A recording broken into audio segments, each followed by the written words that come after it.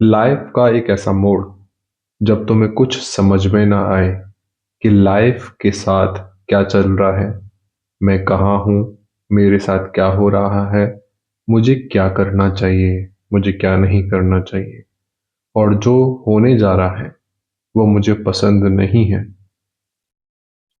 मतलब मैं नहीं चाहता या चाहती कि वो चीज़ हो, पर उसके साथ ही साथ मुझे ये नहीं पता क्लियरली कि क्यों मैं वो चीज़ नहीं चाहती, क्यों नहीं चाहती वो चीज़। और जिस वजह से वो चीज़ अगर हम नहीं चाह रहे हैं और उसके अपोजिट जो चीज़ हमें चाहिए, जो हम सोच रहे हैं कि हो जाए, वो भी हमें क्लियर नहीं है कि हम एग्जैक्ट चाह क्या रहे हैं। तो ऐसे मोड़ पर जब बहुत कुछ कंफ्यूजिंग हो, तो ये समझ जाना चाहिए कि लाइफ में कुछ और इंटरेस्टिंग या कुछ और बड़ा होने वाला है। क्योंकि अगर सिचुएशन ऐसी हो कि लाइफ में कुछ भी नहीं चल रहा, तो लाइफ का कोई मीनिंग नहीं रह जाता है। तो जब हमें कुछ भी समझ में ना आए, एक स्टेप पीछे लीजिए और बैठ जाइए 2 सेकंड के लिए। सारी चीजों को साइड में रखिए और समझिए कि इस वक्त जो मैं डिसीजन लेने जा रहा हूं या जा रही हूं, मैं किसके बेसिस पर ले रहा हूं। अगर आप स्पिरिचुअली अवेयर हैं और आपको पता है कि आध्यात्म में आपसे ऊपर एक पावर है जो हमेशा आपके साथ है, आपका सपोर्ट कर रही है, और जो भी आपके संग होगा अच्छे के लिए होगा, और जो होना वो तो होके ही रहेगा। अगर आपको इतना समझ में आ रहा है तो आप एक थोड़ा रिलैक्स की सांस लेंगे। उसके बाद अगर आप कोई काम कर रहे हैं और वो नहीं हो रहा है, उसके 2 मायने हैं। या तो जो हम चाह रहे हैं उससे कुछ बड़ा हमें मिलने के लिए रेडी है। ये तो पहला मायना है जो हमने देखा है, अक्सर अपने केसेस में भी ये होता है। दूसरा मायना ये है कि या तो जो चीज हम कर रहे हैं उसे उतने अच्छी तरीके से अटेम्प्ट नहीं कर रहे,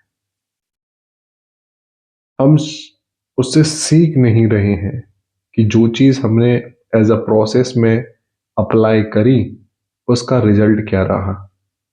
जब ये प्रश्न आता है कि हम इच्छा नहीं रखनी चाहिए कुछ करते वक्त, तो वो इच्छा चिंता में नहीं होनी चाहिए कि अगर हम कुछ काम को करते वक्त उस टारगेट को, उस लक्ष्य को अचीव करने के लिए जो प्रोसेस है, उस पूरे प्रोसेस में अगर रिजल्ट को लेकर के परेशान रहे, तो प्रोडक्टिविटी कम हो जाएगी और जो हम करना चाह रहे हैं वो हम ना ही उस तरीके से कर पाएंगे और रिजल्ट अच्छे नहीं आएंगे।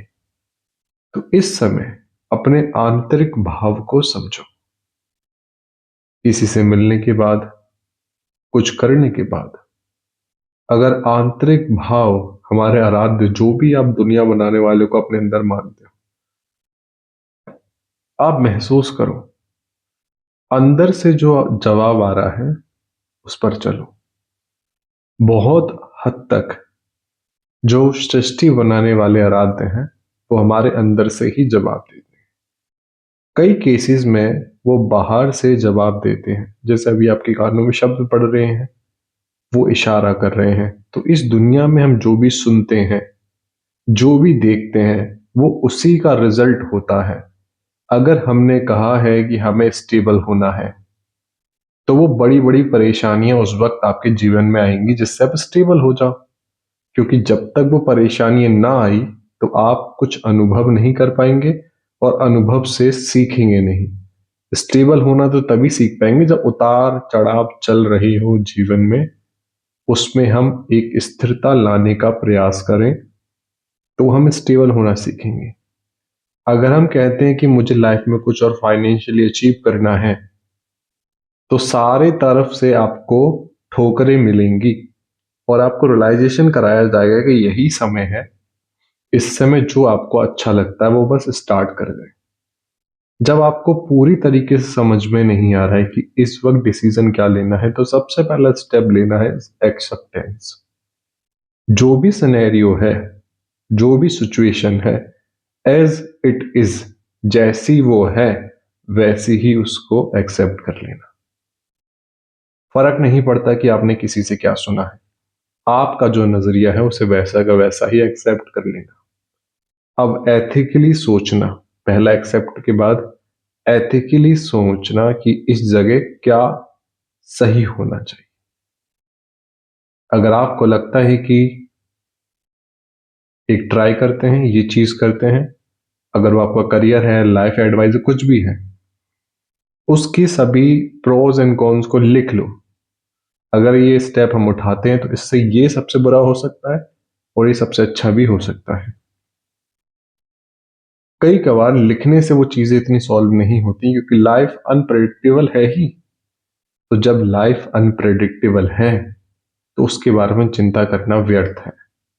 हमें चिंता करने से हमारी एफिशिएंसी कम हो जाएगी, हमारी सोचने की क्षमता, एनालाइज करने की चीजों को वो कम हो जाएगा। चिंता नहीं करनी, हमें क्रिएटिव माइंड को ओपन करना है। हमें सारे पॉसिबल ऑप्शंस को बहुत अच्छे से देखना है। उसके बाद अगर हमें लगता है कि लाइफ में ये चीज ठीक है, मैं ये चीज सोच रहा हूं या सोच रही हूं, तो उसको स्टेप में डिवाइड करें कि इस चीज को पूरा करने के लिए सबसे पहले मुझे क्या करना है। ठीक है, मुझे इसकी इंफॉर्मेशन चाहिए तो उसकी इंफॉर्मेशन कैसे करो। फिर स्टेप बाय स्टेप सीडी में डिवाइड करो। सीडी होती है ना, स्टेयर्स, पहली सीढ़ी, दूसरी सीढ़ी। पहली सीढ़ी क्या है?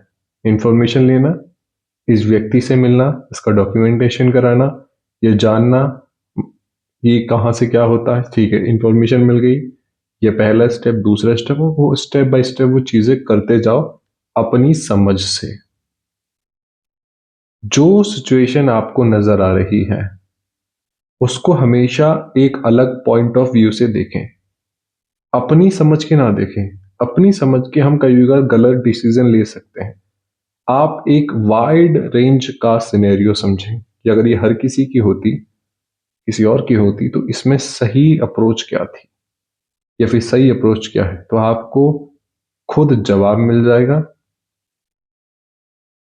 और बहुत हद तक वो चीज जिसने दुनिया बनाई है उस पर छोड़ दो, छोड़ दो उस पर। अपना पार्ट प्ले करने के बाद जो आपका कर्म है वो निभाओ कि ठीक है, इस काम में मैं ये करने जा रहा हूं, ये करने जा रही हूं।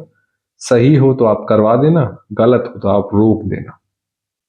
101% अगर वो चीज नहीं होनी होती तो नहीं होती, अगर होनी होती तो हो गई।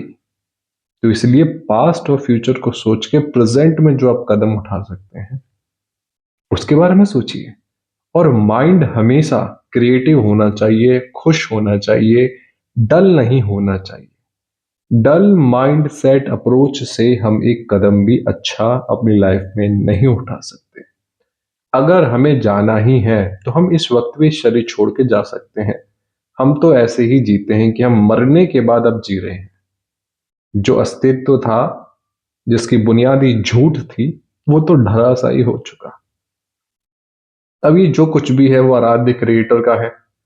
तो लड़ेंगे, गाएंगे, नाचेंगे, जो भी हमारे कार्मिक अकाउंट है, जो हमें जिम्मेदारी निभानी है, हम पीछे नहीं हटेंगे।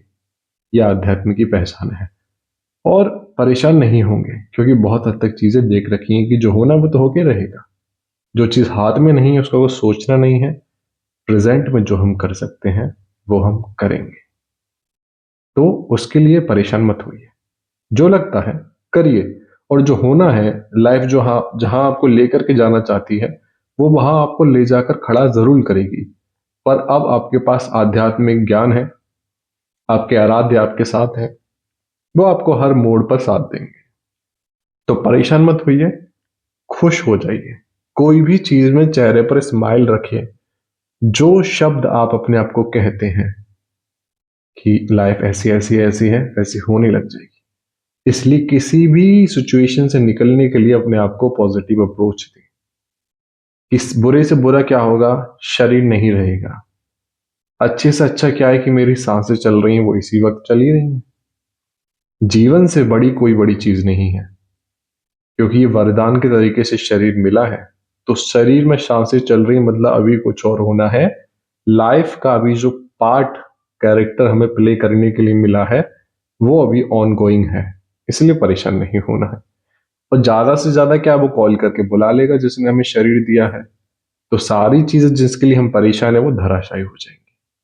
इस शरीर का ध्यान रखना है क्योंकि ये हमें आराध्य तक मिलाएगा, वरदान के तरीके से मिला। इसके बारे में एक बुरी ख्याल नहीं सोचना, अपने आप को डिमोटिवेट नहीं करना है, अपना साथ देना है, अपने आप को प्यार करना है, अपने आप को समझना है, एक्सपेक्ट नहीं करना औरों से।